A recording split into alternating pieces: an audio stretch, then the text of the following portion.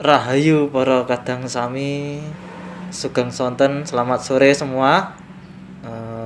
Saat ini Rahayu. kita bersama Pak Ali Mazhar lagi.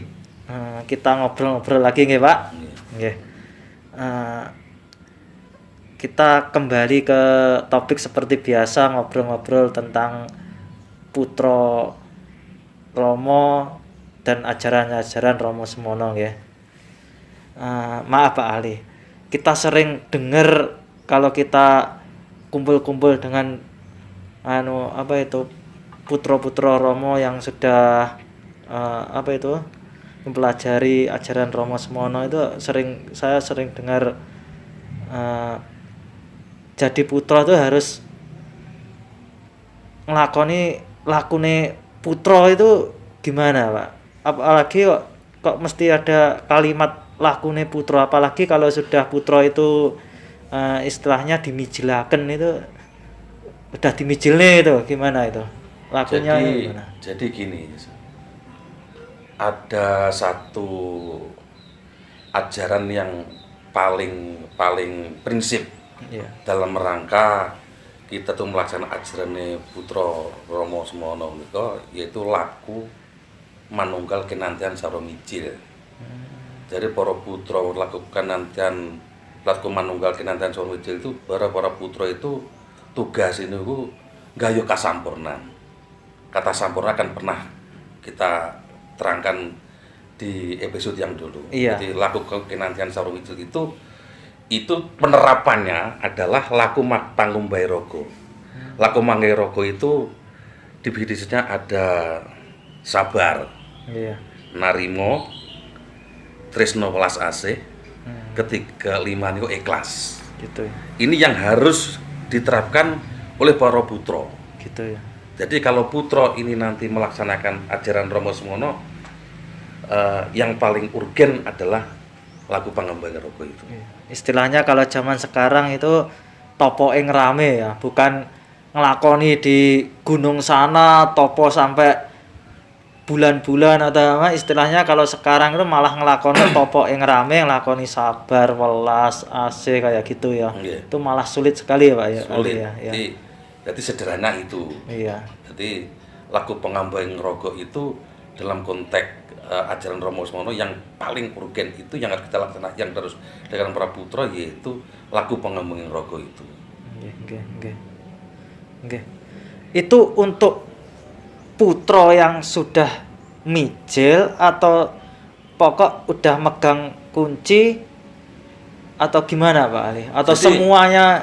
Jadi kriteria putra ini kan ada batasannya. Iya.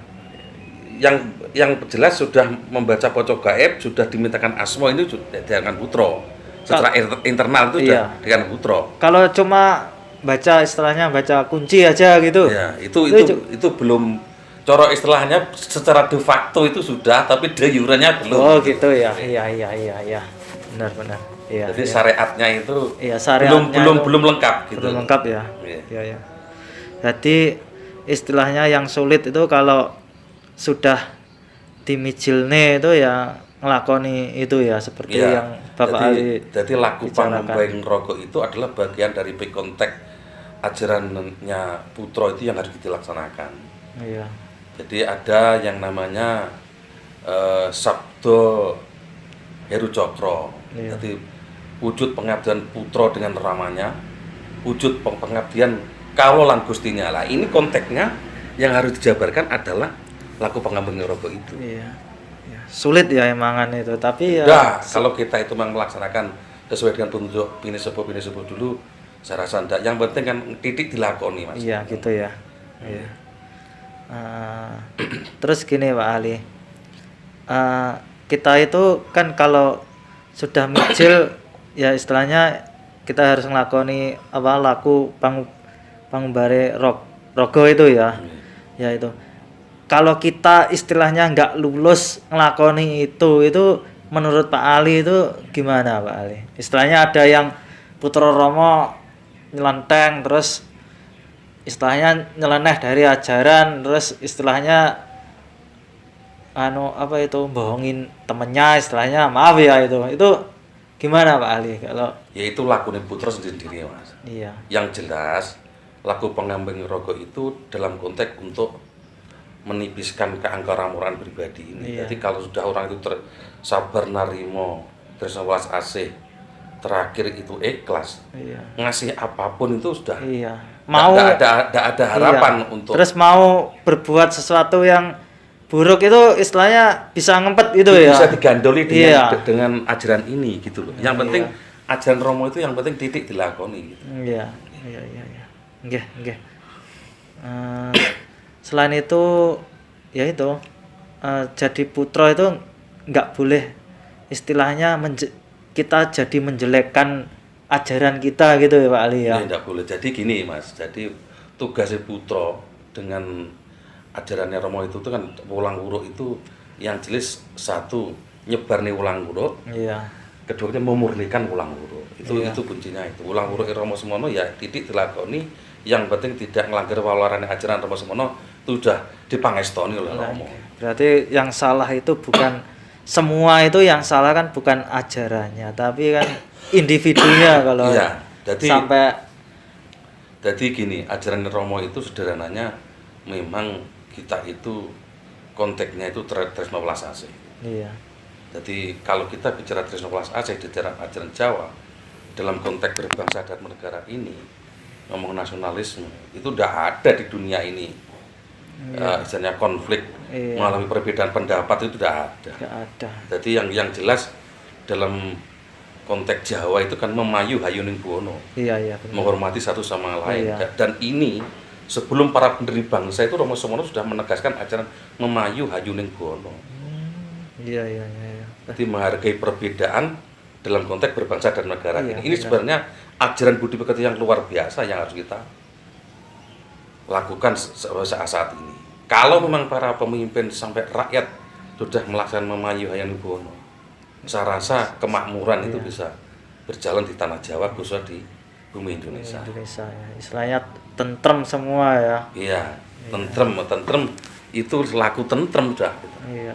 Nah, iya. Istilahnya nggak ada cerah, nggak ada istilahnya antar agama, umat, suku itu nggak ada saling menjelek-menjelekan satu sama lain gitu ya. Kalau Ya, memayu hayuning buwono itu kan pada intinya kan menghargai perbedaan. nah iya, benar. Menghargai perbedaan, apa agamanya apa, sukunya apa, Kepercayaannya tapi apa. dikasihkan wadah dalam konteks Jawa ini. Iya.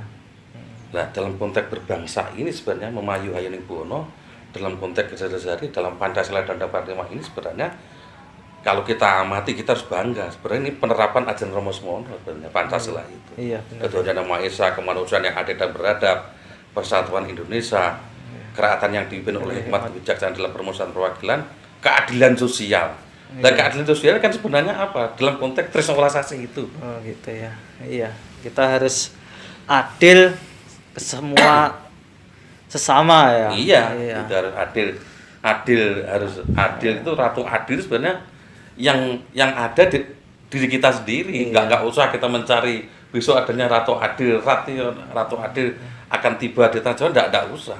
Siapa pemimpinnya yang punya niatan baik untuk menyelesaikan persoalan bangsa sesuai dengan ajaran-ajaran Romo Semono, yakin itu ratu adil itu muncul sendiri. Iya. Kalau di logika itu masuk akal sekali, Pak. Iya. Karena Ratu adil itu sebenarnya ada di diri kita sendiri, bukan kita menunggu-nunggu di orang lain yang akan datang atau yang akan memimpin bangsa kita ini. Kapan kita bicara ratu adil kalau kita tidak bisa melakukan ajarannya Romo Semono itu ya kita sangat memperhatikan sekali. Sebenarnya ratu adil ini sebenarnya dengan acara Romo Semono memang yang dikatakan ratu adil itu diri kita sendiri yang akan menjadi pemimpin. Iya, benar. Dari lingkungan kita sendiri, walaupun untuk kita jadi RT kita harus punya konsep keadilan. Iya. Itu kan sama saja, Iya. apalagi kita dalam konteks berbangsa dan negara. Iya, malah bagus itu ya. Jadi adil itu nggak harus menunggu orang lain. Berawal dari kita dulu, baru berharap ke orang lain ya. Iya, gitu. enggak usah nunggu ratu adil. Iya. Kita harus apa itulah istilahnya Ratu Adil itu dalam konteks gerayai awake dhewe sesuai konsep Ratu Adil ini. Nggih, nggih. Nggih, terima kasih sekali Pak Ali atas obrolan yang seru kali ini dan bermanfaat banget mengenai perbincangan kita ini. Demikian perbincangan kita hari ini dengan Bapak Ali. Semoga perbincangan yang sedikit tapi bermanfaat ini dapat menjadi manfaat bagi kita semua. Rahayu.